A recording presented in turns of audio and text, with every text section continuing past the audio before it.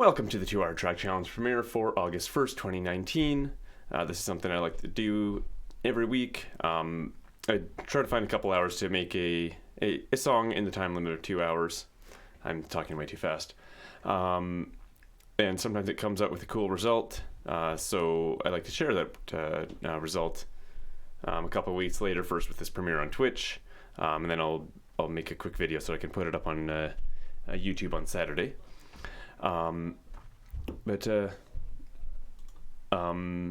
guess we'll start with I'll start off by just playing the track here.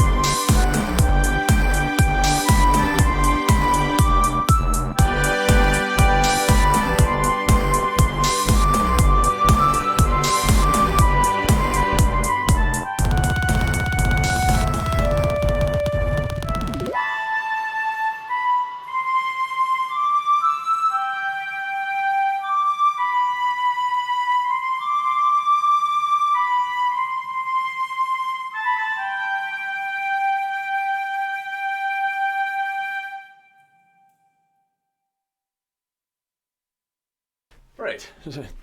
So that was what I made on August 1st, 2019. I haven't had all that great ideas lately, as far as like solid ideas to make a full-blown song out of. Let me switch here. Oh, close that. So, wrong mouse. Here's the project. Just take a look back at how I made this song, because it's fun to look back at these things, I think. So the song starts off with this flute melody, which I can't remember. I think I did a few corrections after I recorded this, but essentially most of this was just one take with just some corrections. And it starts off the song with the flute because it didn't feel right to start off with everything else, because basically everything else is going, and I don't like to start too much with a bang. It just feels wrong to me. So that's why there's a little bit of the flute melody before that. But the everything else, I started off by making these drums, and this was sort of, I started with the drums, and it was just me coming up with crazy ideas. This crazy idea to put in, like, actually these are all Vengeance EDM samples.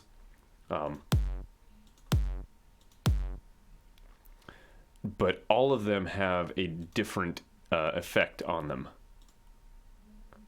And it's all just stuff that I just picked random things and just threw it on. So normally this bass drum sample sounds like this. Turn that up a little bit. I put a distort on it so it sounds like this. The snare usually sounds like this. I put on bit reduction. A closed hi-hat normally sounds like this. Yeah, that's too boring. Vocoder.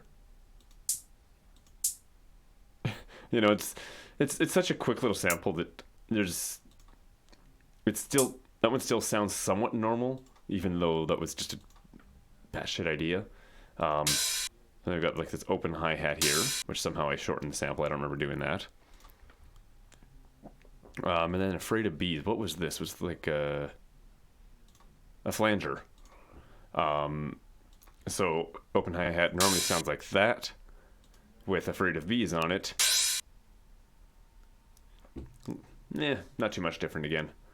And then the crash cymbal, normally like that. I didn't have much of the crash cymbal actually.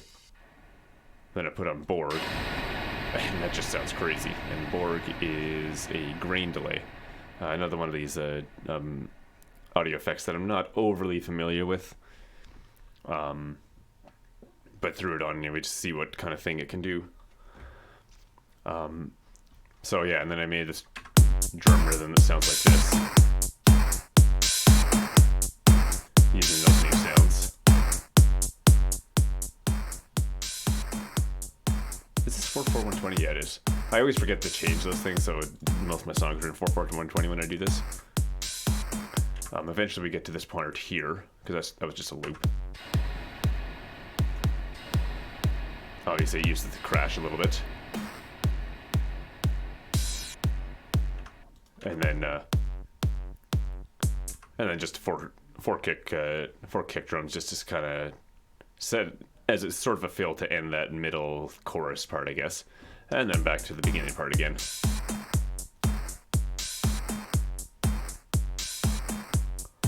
And then bass drum and snare drum to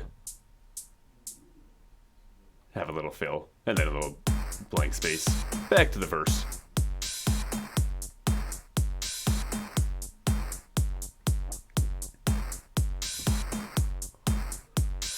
This ending on the drum, this was a little bit of a crazy idea because it ended kind of suddenly. I didn't really know where else to go with it, so I tried some weird things. Let me just disable automation. How do I disable automation? I don't know how to disable the automation.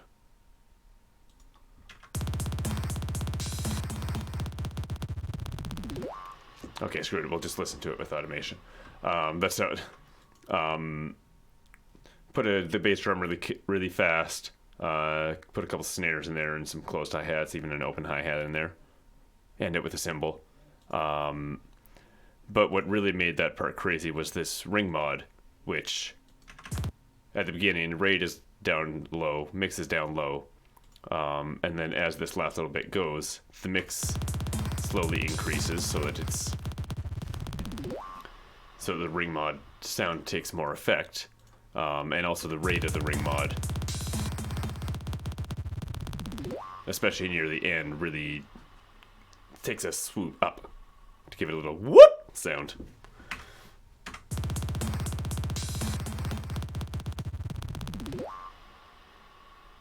Guys, ring mod is such a cool tool. I love it. Let's look at these other instruments. After I started messing around with those drums, it felt like I really needed a sort of a dirty bass on it. So I went into codecs, found something like this. Pretty cool.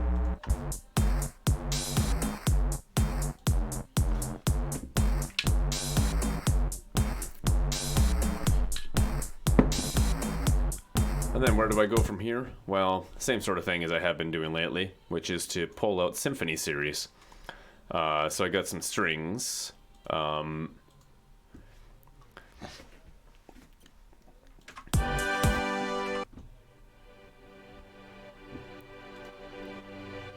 This is sidechained with the bass drum too, just to make it really weird.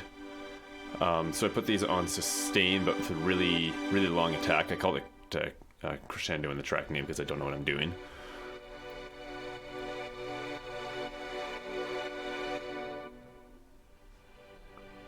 That sounds like this without the sidechain, in case anybody's wondering.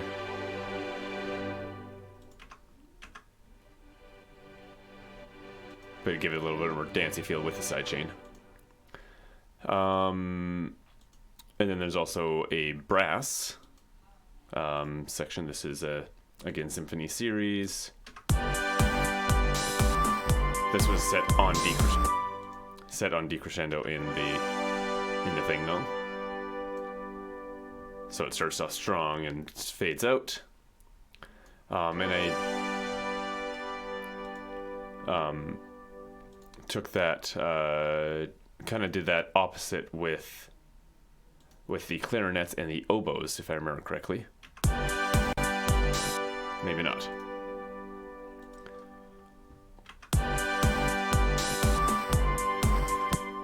Oh no, I remember what it was. The clarinets and the oboes also do that decrescendo, but they do that to be opposite of the strings. So if I solo the strings, the brass, actually I'll just do those two. The brass starts out strong and ends really softly, whereas the strings start out really soft and then slowly sort of fade in. So it kind of crossfades from the brass and the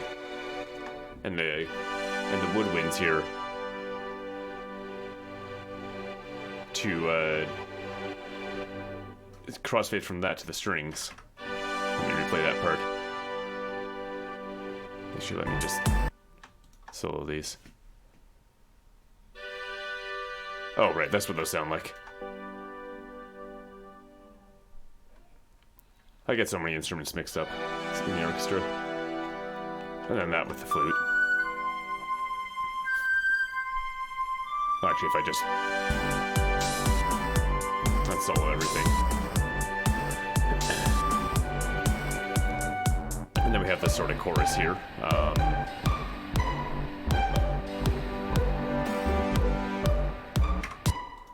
And that's kind of, I did the opposite with the brass. I think I actually did this first. Now the brass is actually set to crescendo for the brass ensemble. So that gives it this sort of thing. Yep, it starts off late. The the flute melody stops there because the violin takes over the melody part. But I have the violin on this track set to pizzicato, which I've always found cool but never had a chance to use yet. So now I did. Oh, let me... And I think this brass is also sidechained with the... it's also sidechained with that bass drum.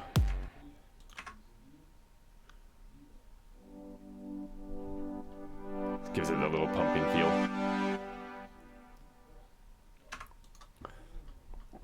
And then after that little chorus thing, there's the trombones here.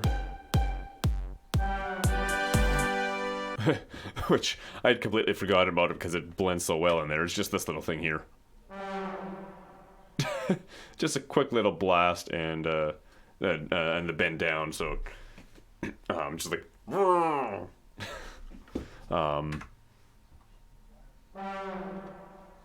me play that with everything else. Just as to introduce the verse again, I guess. And of course there's trombones in here as well, probably. Anything else in here? Not really. It's just the flute melody for the rest of it, that little deviation on the drums.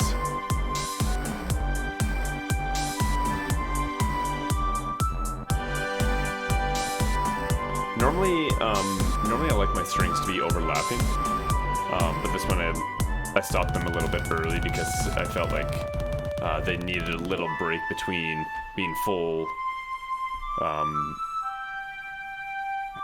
that's sort of their full volume with that attack, and the next time it starts off really quietly, because normally if I'm just playing, if I have them playing a bunch of chords, I'll just have them overlap so that it can easily switch over to the next chord. Yeah, and the flute melody goes quite a ways after the drums and bass and all that.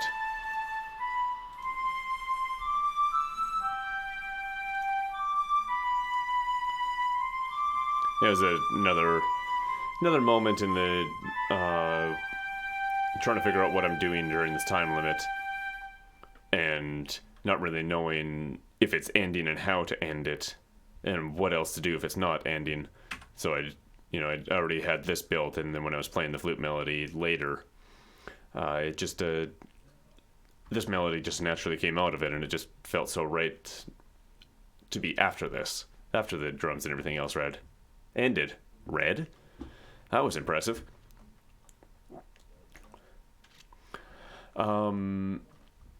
So for a title, well, here, let me fix this. I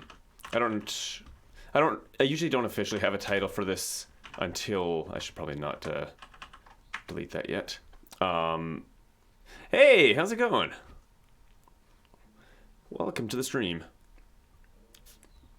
I don't usually officially have the title for this until after the stream.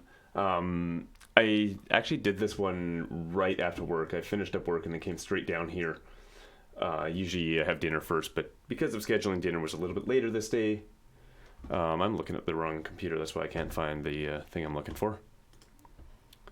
So since I'm a coder,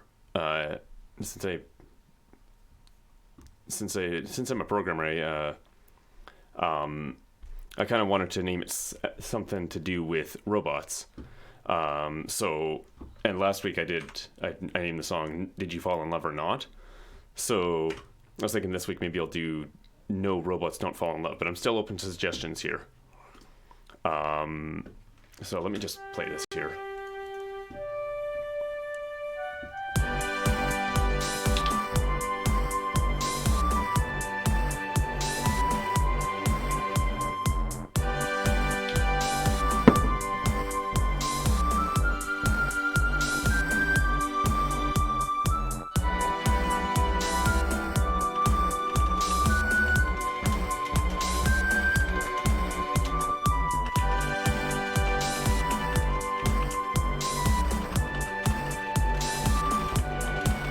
Take that out.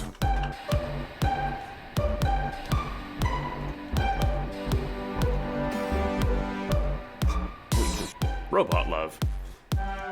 So you're kind of saying the opposite of of my title then. You're saying robots do fall in love.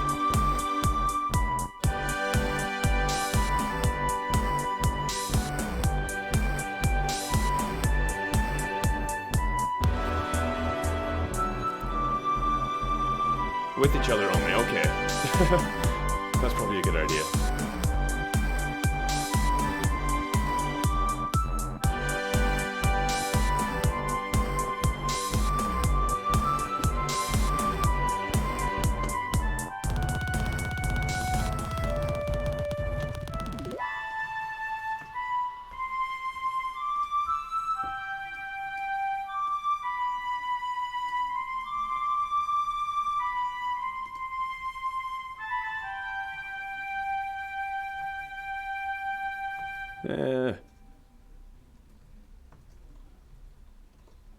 There we go. You know what? I think we need some more happy stuff. Yeah, let's call it Robot Love.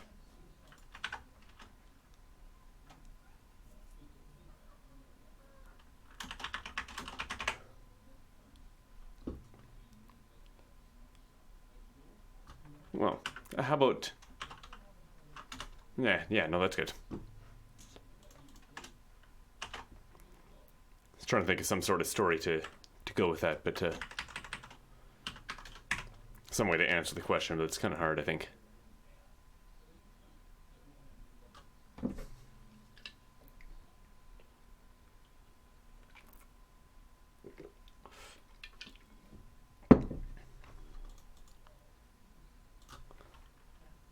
Right, so that's exported.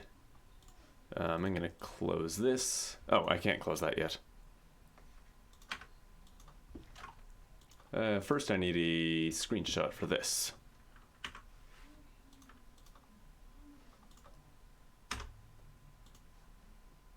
Copy that.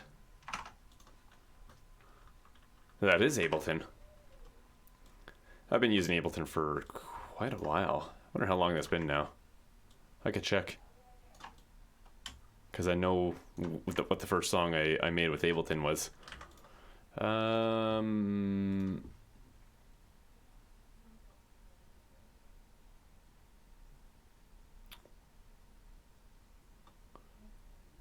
Oh yeah, that was a while ago.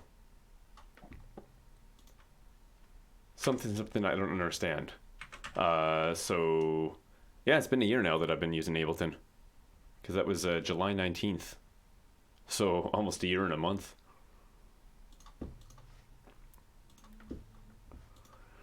I guess I should fix this too. Robot Love. August. Somehow I kind of did once. I'm more interested in fooling around and making my own songs, though.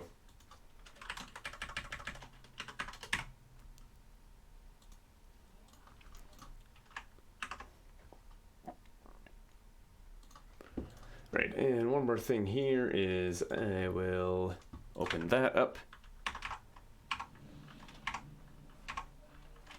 Come on. Start screen. What are you doing?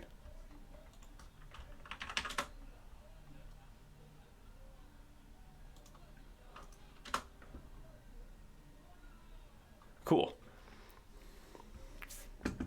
Yeah, so that basically does it for the premiere here. Then I made a song on August 8th as well. It's a kind of a chill detective theme track focusing on the 808, but that will be premiering August 21st, 2019.